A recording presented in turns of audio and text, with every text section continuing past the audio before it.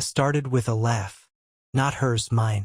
The kind of laugh that slips out when your brain short-circuits and doesn't know what else to do. It was late, well past midnight. The kids were asleep, I was supposed to be asleep, and she thought I was. I had gone downstairs because I forgot my phone on the kitchen counter. Her voice stopped me cold. Not the soft, sweet voice she uses in public.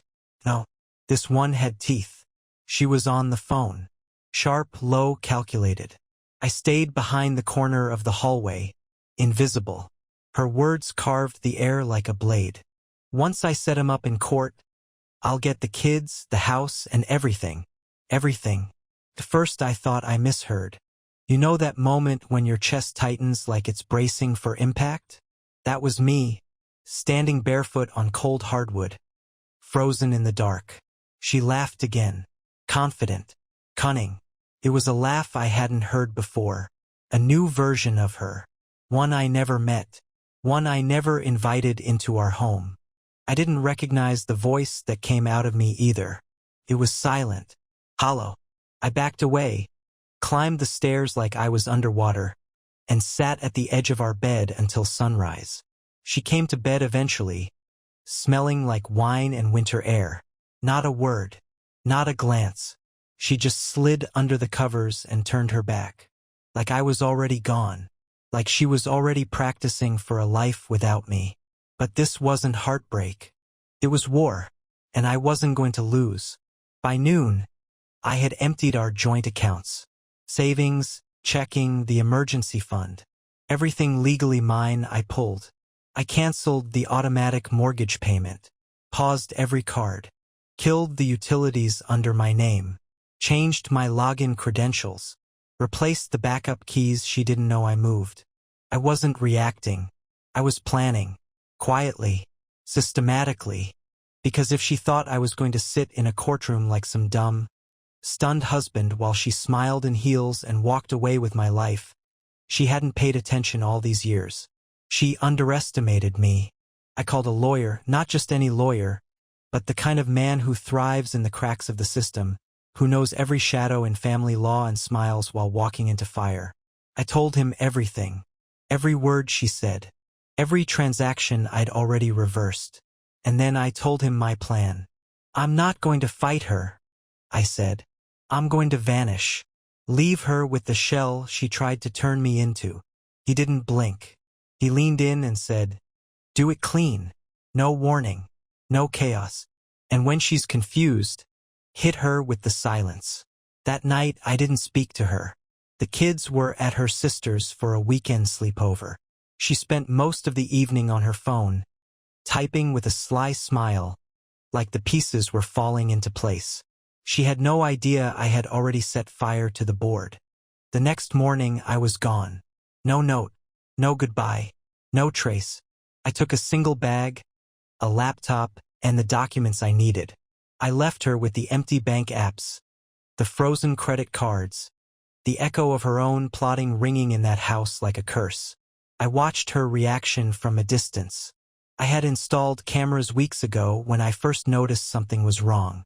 She walked into the kitchen and opened the fridge, closed it, sat down, checked her phone, logged into her accounts, and then the chaos began. First, disbelief. She refreshed the screen over and over, called the bank, pacing, her voice rising, her fingers moving faster. She stormed into the bedroom, tore through drawers. I knew she was looking for the cash I kept hidden. I'd taken that too. Just a little reminder. I was ahead now. Then she called someone. Not her mom. Not her sister. Someone else. "I don't know what the hell he did," she hissed, panicked now. "Everything's gone. He must have known." I don't know how he found out. Her voice cracked. Just once. The predator caught in her own trap. And in that moment I saw something I hadn't in months. Fear. It suited her. She didn't call me. Not once. That was what struck me most. No screaming voicemail. No tearful texts. Nothing. She wasn't trying to find me. She was trying to fix what I broke. She was too proud, too arrogant to admit I'd seen through her game. That I was no longer the passive husband she could manipulate and discard like yesterday's news. I watched from a safe distance. I had rented a small place 2 towns over under a friend's name. It wasn't glamorous, but it was secure. I had cameras in the house. Audio, too. She didn't know the thermostat had a mic. I heard everything. Within 48 hours, she had a man over. Not the one I suspected, someone else. Younger. Confident. Arrogant. He walked around like he owned the place. Opened my fridge. Sat on my couch. Asked where the idiot went. She told him. He ran off. Probably having a breakdown or some midlife crisis or whatever. That's what he gets for trying to be clever. He laughed and called me a ghost. She said, he thinks he's smart. He has no idea what's coming. I watched her pour him a drink using the glassware we got for our wedding. She lit a candle. She smiled. She said, by next week, I'll have the judge, the kids, the house, and everything he ever cared about. All of it. And he won't even get to speak. She raised her glass. He clinked his. And they toasted to my funeral, figuratively, of course. But I didn't flinch. I recorded every word. Uploaded it to the cloud. Sent it to my lawyer. We built a dossier. Not just on her, but on her friends, her wine nights, her lies. We connected dots she thought would never intersect. Meanwhile, she filed a missing person report. The police came. They didn't look too hard. She was too calm. Too scripted. He's done this before, she said. He gets overwhelmed. He vanishes. She started selling the story before anyone asked for it. Playing the role of abandoned wife. Crocodile tears at the mailbox. Calls to my family, pretending to worry. My sister called me, furious. Why are you doing this to her? She asked. She's a mess. I told her to listen closely and played her the recording of Ashley telling her lawyer. Once I set him up in court, I'll get the kids, the house, and everything. My sister went silent. Then she whispered, what is she planning? And I told her, it doesn't matter. She already lost. She just doesn't know it yet. A week passed. She started panicking for real. The lawyer she had on retainer dropped her. Probably after realizing she was withholding details. Her backup plan unraveled. Her credit cards got denied. Her social media pages, usually a highlight reel of fake perfection, went dark. Then came the letter. I had it hand-delivered. No name. No return address. Just one sentence, handwritten. You should have stayed honest. That was the first time I saw her scared. I watched the footage as she opened it alone in the kitchen, her hand trembling. She looked around like someone was watching. Because someone was. The man she brought into my house, he didn't come back. She called him. 6 times. No answer. Then she went outside and screamed. Loud. At no one. Just pure rage into the air. A hell of a plan falling apart. She finally understood. This wasn't about a marriage anymore. It was about exposure. Accountability. And I was just getting started. 3 days after she got the letter, she showed up at my old office. Stormed in like a queen in ruins. Red coat, dark sunglasses, and a fury she could barely contain. The receptionist told her I didn't work there anymore, resigned the week before. I'd planned that too. She made a scene. He left me with nothing, she snapped, loud enough for the whole floor to hear. He's mentally unstable. You should all be concerned. But no one responded. I'd already spoken to my coworkers. I told them I was separating from my wife, and that if she ever showed up, to stay out of it. I didn't explain further, but people knew enough. They'd seen the change in me over the past few months. The weight of suspicion, the late hours, the stress I couldn't hide. She left the building with her shoulders rigid and fists clenched. But that wasn't the end of it. That night, I got a call from her mother. Now, let me tell you something about her mother. Picture someone who trained their daughter to be exactly who she turned out to be. Cold, strategic, but less charming. A version with all the venom and none of the disguise. She didn't even bother with a hello. What do you think you're doing? She barked. Living free, I said calmly. You're destroying your family. My grandchildren will be fine, safer even. She tried to twist the narrative, paint her daughter as the misunderstood one. She even implied that I must have done something to cause all this. I let her talk, and then I told her the truth. Your daughter was planning to ambush me in court. Full custody. The house. The works. I heard it. I have it recorded. So now I'm just playing the same game. Silence. Then a click. She hung up. I leaned back in my chair, staring at the wall. There was something deeply satisfying about letting them hang themselves with their own words. No yelling.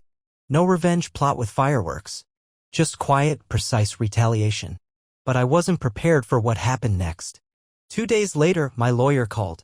You're not going to believe this, he said. She filed for emergency custody. I sat up. What? She claimed you abandoned the children, the home, and that you're a danger to yourself and others. I didn't say anything. She tried to rush it through, get a hearing before the court schedule caught up. But guess what? What? She accidentally submitted her own phone logs, including calls to the guy she had over. Multiple overnight calls. Time-stamped. That was the first break in the court case. Proof she wasn't just abandoned. She'd moved on in days. Invited a man into the house while her kids were at their aunt's. Presented herself as single while filing as the betrayed wife. The judge didn't throw it out, but the tone shifted. The court requested that both parties appear with full documentation. Suddenly, she couldn't control the narrative anymore. No more fast-tracking. No more whispered claims without evidence. She tried to reach out to me after that. I didn't answer. She sent an email. I think we need to talk. For the kids' sake. For the kids' sake. That was rich. Coming from someone who tried to erase me from their lives without blinking. My lawyer advised me to respond once, formally. I did. I told her I'd be happy to arrange mediation, with a court officer present. All communication would go through attorneys from now on. Her reply? 2 words. Unbelievable coward. I stared at the screen, almost laughing. She thought I was being cold. But the truth? She hadn't even seen cold yet, that I hadn't seen her in person since the day I walked away. That changed 2 weeks later. The court ordered a temporary hearing to establish custody protocol. Just a standard procedural thing, nothing final, but it meant we'd be in the same room again. My lawyer prepped me for it. Stay calm, speak clearly, let her implode if she wants to. And implode she did. She walked into the courthouse like she owned the place, flanked by her new attorney. Some smug, fresh out of law school type who looked like he just passed the bar last Tuesday. She was dressed in her version of humble elegance. But I knew her tells. Her earrings alone were a flex. Her expression was pure theater. Fragile but brave, holding back tears that weren't there. She didn't look at me until the very last second. Then she gave a slight, mocking smile. A little twitch at the corner of her mouth, like she was trying to say, I still win, but I wasn't the same man she used to play. The judge began. Basic introductions, then requests for documentation. I handed over my folder with quiet confidence.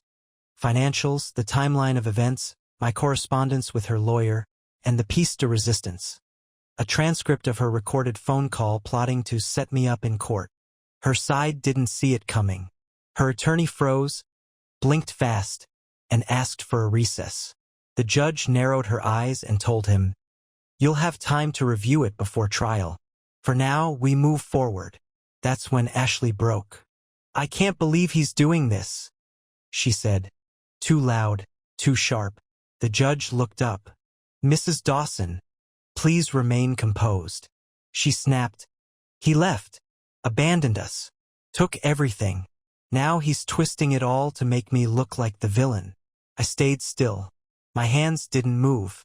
My eyes didn't flinch. I just looked at the judge. That silence did more damage than anything I could have said. Her lawyer nudged her. She sat down, jaw clenched, fists balled in her lap. The judge ruled that until the full trial, custody would be split 50-50 with a third-party supervisor present for transitions. Neither of us could remove the children from the county. No private visits without court approval. And most importantly, we were forbidden from discussing the case with the children. When the gavel dropped, she stood too fast. Walked out of the room like it was on fire. I followed behind a few minutes later. Outside, she was waiting.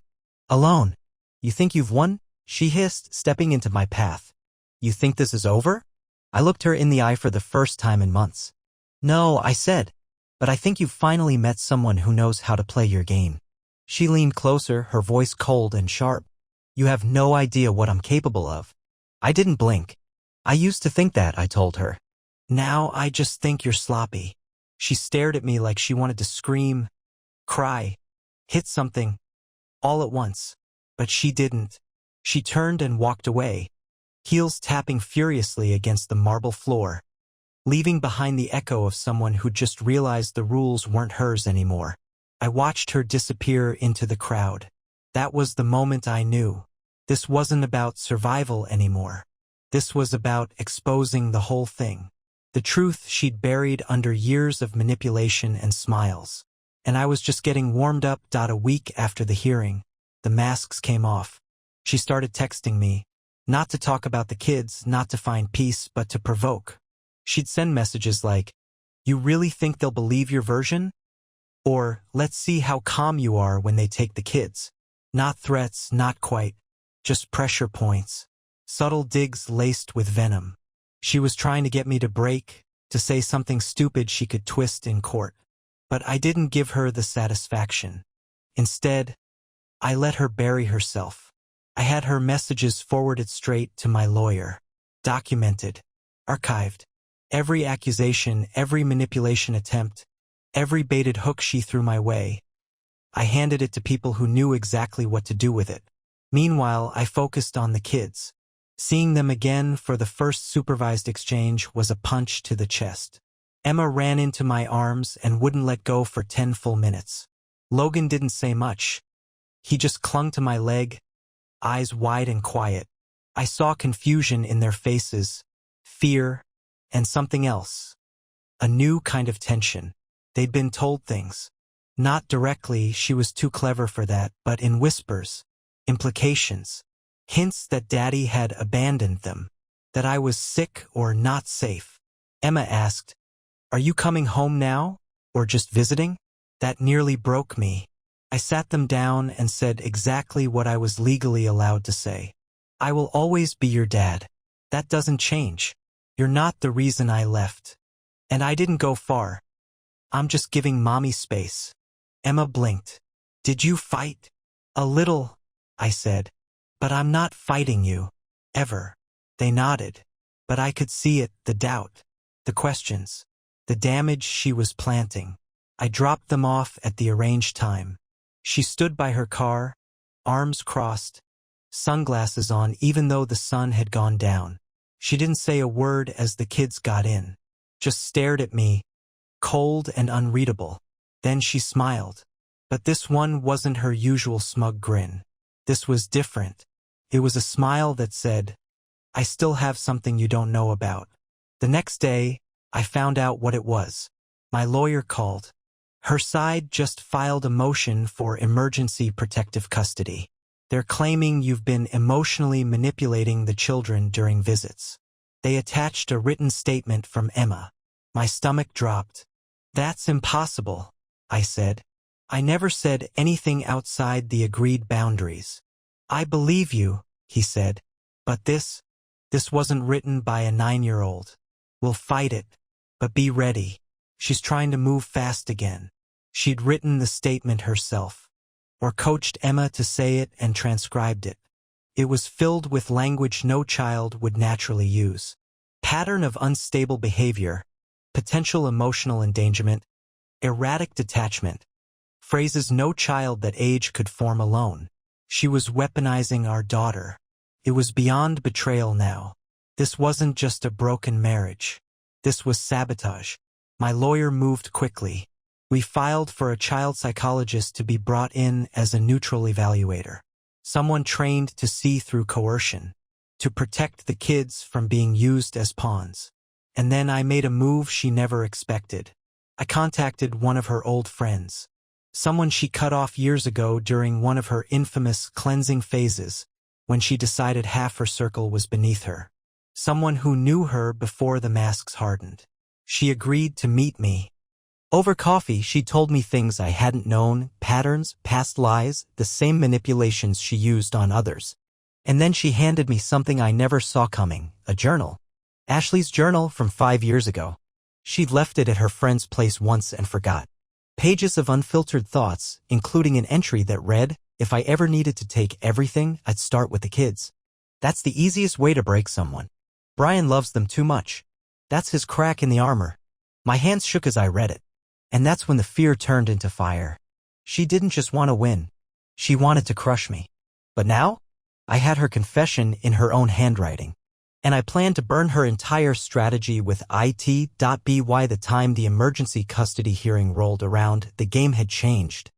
What she didn't know was that I'd been collecting more than just evidence. I was building a timeline, a full reconstruction of every lie, manipulation, and move she made since the day I overheard her tell her lawyer, once I set him up in court, "I'll get the kids, the house, and everything." I arrived at court early that day. No tie, just a sharp blazer, calm and composed. My lawyer carried a thick binder. Hers carried a slim folder and a hollow smile. Ashley came in last. This time she looked different. Still put together, yes, but there was a tightness in her eyes. A hesitation in her walk. She wasn't as sure anymore. She didn't smile. She sat across from me, wouldn't look up. The judge entered and we all rose. What followed was the most intense hour of my life. Her lawyer started with the usual dramatic language. Abandonment, emotional instability, irreparable harm to the children. Then came the fabricated letter from Emma. Read aloud, every word dripping with the falseness of adult fingerprints. The judge nodded along, taking notes. When they finished, he turned to us. My lawyer stood unbothered. "Your Honor, we'd like to introduce Exhibit 17. He passed the journal across the room. Ashley's head shot up. She recognized it instantly. Her lawyer looked confused. "What is this?" "My client has obtained a personal journal belonging to the petitioner containing entries directly relevant to her motives and intentions. One entry in particular clearly states a desire to use the children strategically to objection," she barked, finally breaking her silence. "That's stolen property." My lawyer didn't blink. "Recovered, not stolen. Left behind with a third party voluntarily. Legally obtained. And deeply relevant." The judge read the entry in silence. Then again. Then closed the journal slowly and looked at her. "Mrs. Dawson, can you confirm that this is your handwriting?" Her mouth opened, closed. She turned to her lawyer, whispering furiously. He stood, scrambling. "Your Honor, we'd like to request a delay to review this material." The judge shook his head. "This entry casts serious doubt on the claims made in the motion for emergency custody. Motion denied." The words hung in the air like thunder. Ashley sat down like someone had unplugged her. It wasn't over. But the wind had been knocked out of her sails. Her attempt to paint me as a danger had collapsed in front of her. And worse, she knew I had more. Outside the courthouse, she waited for me again. This time there was no crowd, no posturing, just her, alone, and afraid. She stepped forward, arms crossed. "Where did you get that journal?" I looked at her for a long second, then said, "From someone who doesn't owe you lies." She scoffed. "You think this makes you a hero?" "No," I said. "But it makes you exposed." She took a step closer. Her voice dropped. "You're not just hurting me. You're destroying everything." "No," I replied. "You did that. You just never thought I'd light the match." She looked like she might cry. For a second, I almost felt it again, what I used to feel for her. That need to fix things. To find the version of her that loved me once. But then I remembered the sound of her voice, whispering to her lawyer, laughing about ruining me. And I turned and walked away. That night, I sat in my quiet apartment, watched a video of Emma at her last piano recital, and realized something important. She was losing control, not because I fought dirty, but because I finally stopped playing her game. And for the first time since this started, I felt peace. Not because the war was over, but because I knew how it would end. A few days after the failed custody stunt, she tried a new tactic: silence. No texts, no calls, no passive-aggressive jabs through the lawyer. Nothing. It was eerie. But I knew her too well. She wasn't retreating. She was reloading. And sure enough, the calm broke when I picked up the kids for our next shared weekend. Emma was quiet. Logan barely spoke above a whisper. I tried to make things normal: board games, movies, pancakes in the morning. But there was something tense in the way they looked at me, like they were watching to see if I would slip. On Sunday night, as I drove them back, Emma suddenly spoke. "Mom says you have a new girlfriend." I glanced at her in the rearview mirror. "What?" "She says that's why you left. That you didn't want a family anymore." There it was. She was poisoning the well. I pulled the car over. I turned around. "Emma, listen to me. That's not true. I don't have a girlfriend. I left because things weren't right between me and your mom, but that has nothing to do with how much I love you and Logan. You're my world." Her eyes filled with tears. "She says we'll have to choose soon." That shattered something in me I didn't know was still whole. That night, after I dropped them off, I called my lawyer. "She's cornering them emotionally now," I said. "This has to stop." He agreed. Then we hit back. No more waiting. We filed for full custody, temporary at first, but with every piece of documentation we had. The journal, the manipulated statements, witness testimony, recordings, the works. But the real moment, the bomb we'd been waiting to drop, came the next morning. My lawyer sent her team a formal request to submit her phone records. All of them. Why? Because 3 weeks earlier we'd gotten a tip. Someone anonymous dropped a message through my lawyer's office. "Check her calls the night you left." The night she said she was home with a headache. We did. And we found something. Multiple calls between her and a man named Marcus Grant. Her former boss. Married. 2 kids. Lives 3 states away. A man who, according to the timestamps, had flown in that night and didn't leave until the morning after I walked away from our home. They were never just friends. He wasn't just a mentor. She hadn't just needed space. She had a long-distance affair. And the night I disappeared, he was in our house. I didn't want revenge. I wanted the truth. But that changed the equation. Because now it wasn't just betrayal. It was a pattern of deceit she'd hidden for months, maybe years. While painting me as unstable, she was carrying out an affair with a married man under our roof. While trying to take my children away, she was lying to the court about her own moral standing. We subpoenaed Marcus. He didn't fight it. His own marriage was crumbling by then. He confirmed it all. Dates, visits, the night she claimed I abandoned her. He provided screenshots, too. In one of them, she wrote, "He's almost gone. One more push and it's mine." All of it. That message hit the case file like a grenade. The court ordered an emergency review. The judge didn't even look surprised when our lawyer presented the entire timeline. But Ashley did. Her face drained as each piece was read aloud. She leaned back in her seat like she was slipping underwater. Her lawyer looked like he wanted to evaporate. When it was over, the judge said, "Based on this new evidence, I see clear intent to manipulate both the children and this court. I am issuing a temporary full custody order in favor of the father. Visitation by the mother will be supervised until further notice." Ashley didn't move, didn't argue. She just sat there. And for the first time I saw it. Not fear, not rage, emptiness. Because she finally understood, her game was over. The silence that followed the custody ruling wasn't peace. It was aftermath. Ashley didn't appeal. She didn't show up to the first 2 scheduled visitations with the kids, either. No explanation, no excuse. Just absence. Emma asked where her mom was. Logan didn't ask at all. He just sat at the table pushing his cereal around. Quiet in a way a 6-year-old should never be. I tried to shield them from it, but children always feel the earthquake, no matter how much you soften the rumble. Then, one morning, out of nowhere, I got a call from her lawyer. "She's requesting a sit down," he said, voice stiff. "Not legal, just personal. She wants to talk." "Why?" "She said she's ready to explain everything." I told him I'd think about it. My lawyer advised against it. "You've already won. Don't give her an opening." But part of me needed to see what that explanation looked like. What version of truth she'd try to spin now, when the mirrors were all broken and her mask had slipped. So I agreed. Neutral ground. A quiet cafe across town. No lawyers. No drama. When I walked in, She was already there, sitting by the window. She looked small. Not physically, but in energy, like someone who'd been hollowed out. Her hair pulled back, no makeup, hands wrapped around a cup she wasn't drinking from. I sat across from her. For a minute, she said nothing, just looked out the window.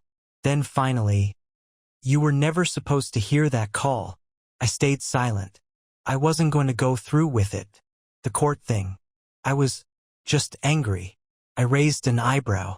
Angry enough to coach our daughter into lying to a judge? She winced. I know.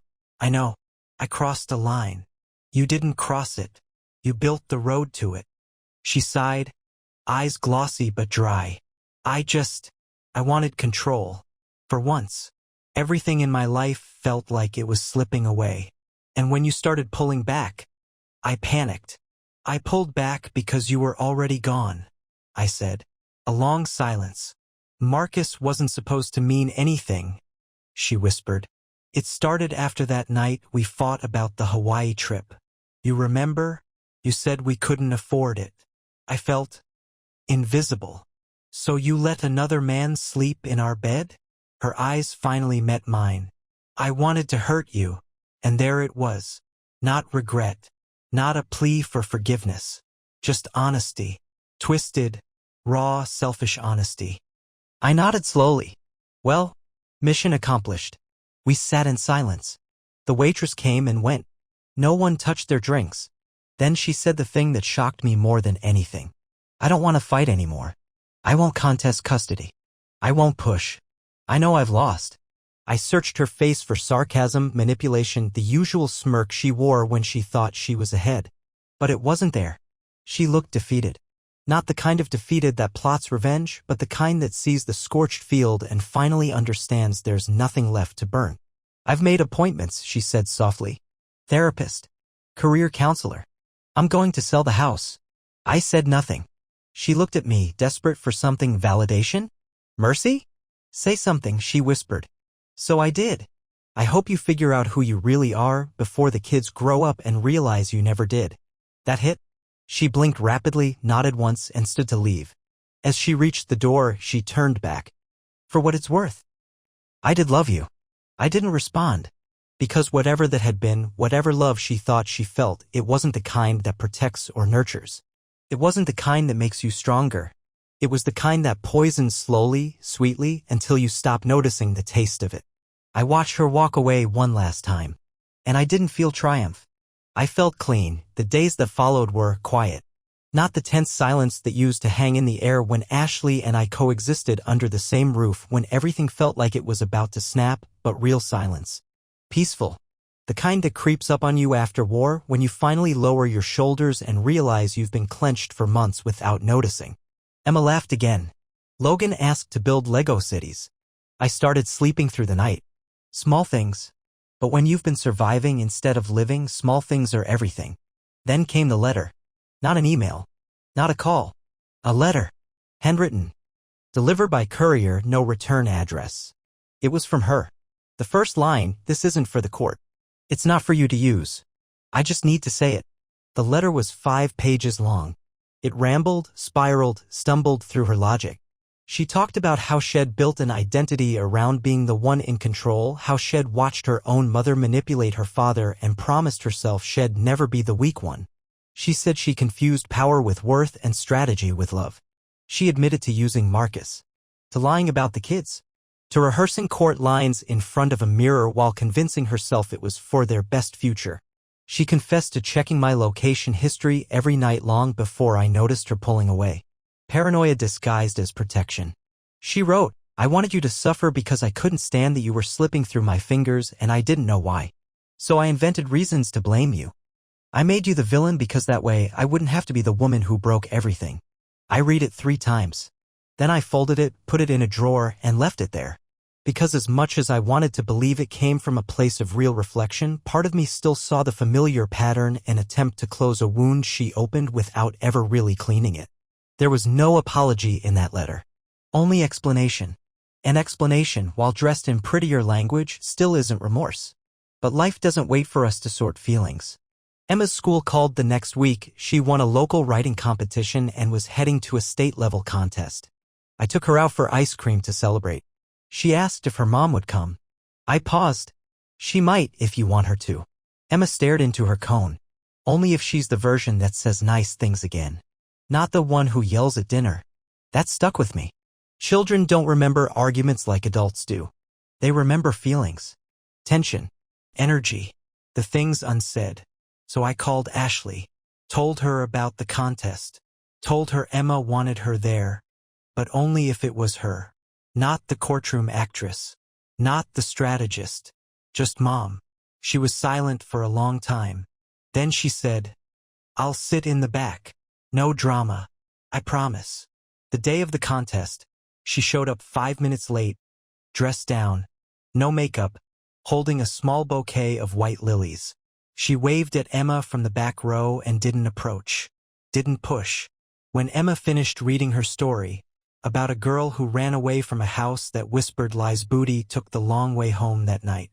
Emma fell asleep in the back seat, clutching her little plastic trophy with both hands, a smile still flickering on her face like a dream she hadn't let go of yet. Logan had stayed with my sister, too young to sit through speeches and poems, but he'd made her a sign, "Go Emma!" written in red marker, backwards E and all. As I drove, headlights gliding over the empty roads, I thought about everything that had happened. The phone call, the recordings, the money I moved, the journal, the court, her lies, my silence. And somehow all of it had led to this, a quiet car, a sleeping child, a heart that wasn't racing for the first time in what felt like years. I'd won, yes, but it didn't feel like a victory parade. It felt like cleaning up after a hurricane. You survive it, but you still stand among the wreckage. You still have to rebuild. The damage she tried to do, turning the kids against me, erasing me from their lives, gutting me in court. None of it worked, because I didn't play her game. I dismantled it, brick by brick. And in doing so, I rebuilt myself. But she'd paid a price, too. She didn't lose a case. She lost the mirror, the version of herself she used to love, the control she thought she deserved, the image she curated so carefully for the world. And underneath it all, she found something she didn't expect, herself, alone, facing the truth with nothing to hide behind. We haven't become friends. There's no fairy tale ending. No co-parenting holiday brunches. But the war is over. The custody is settled. The house is sold. The papers are signed. The damage is no longer expanding, it's contained. A month after the contest, she called me out of the blue. "I took the job in Seattle," she said. "It's remote, but I'll be flying there sometimes. I want to work with the schedule. Be fair." I nodded even though she couldn't see me. "I appreciate that. I'm still trying to undo what I did," she said. "To the kids. To you. I know I probably never can." "You can try," I said. "Not for me. For them." Another pause. Then she asked, "Do you hate me?" "No, why not?" "Because I did, once. And it ate up everything that was good in me. I'm not giving it any more space." She didn't respond, just whispered a thank you and hung up. I stared at the screen, then looked out the window. The sky was clear. The world had moved on. And for once, I didn't feel like I was standing still. So here's what I've learned. If you're reading this and you're in the thick of it, if someone's gaslighting you, betraying you, building a trap and calling it marriage, listen carefully. You don't have to explode. You don't have to scream. You don't have to destroy them to survive. Just be silent. Be smart. Collect everything. Let them talk. Let them gloat. Let them hang themselves with their own rope.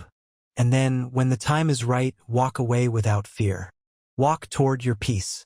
Not to win, but to end it. Because the real victory isn't when they lose. It's when you no longer care whether they do. And that's freedom.